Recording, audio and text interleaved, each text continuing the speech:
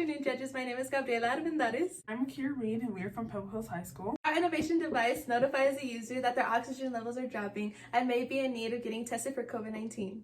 Checking your pulse is necessary and can affect the oxygen levels of a person, especially with underlying health conditions such as heart disease, heart failure, and pulmonary disease. Come up with this design because it's very convenient for a person to just place on their wrist and size comfortably so they can go about their day and never think twice about it, but it can also save your life. What makes our innovation unique from a regular oximeter is that it is constantly checking your oxygen levels, whereas from a regular oximeter, it is only checking your oxygen levels when you do it yourself. Since anyone can suffer from the coronavirus disease, OLife is available for all ages, although it is most important to target groups such as elders or people who suffer from prior health conditions, are the ones more at risk and are in need of purchasing OLife. Dangers of having low oxygen in your blood is that the oxygen isn't being able to get delivered to different parts of the body, causing headaches and shortness of breath. Which is hypoxia, the absence of enough oxygen in the tissues to sustain bodily fluids, which was previously described. OLife is activated once the user utilizes the wristband. The app contains all current medical information that is secured by a password.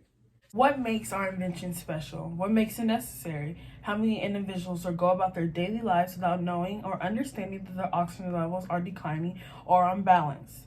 With that being said, our prototype is built to warn an individual that their oxygen levels are declining and that COVID-19 tested needs to be checked. Without a hint, oxygen level will produce amounts such as 91 or 92 in patients. Due to our product being resourceful, it is important that users are able to access it easily. Therefore, our product will be $25.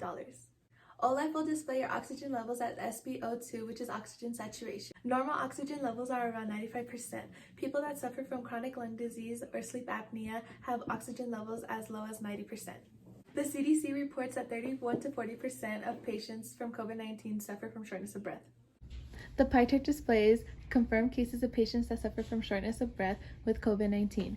77% of symptomatic adults suffer from shortness of breath with COVID-19, whereas 23% of symptomatic children suffer from shortness of breath with COVID-19.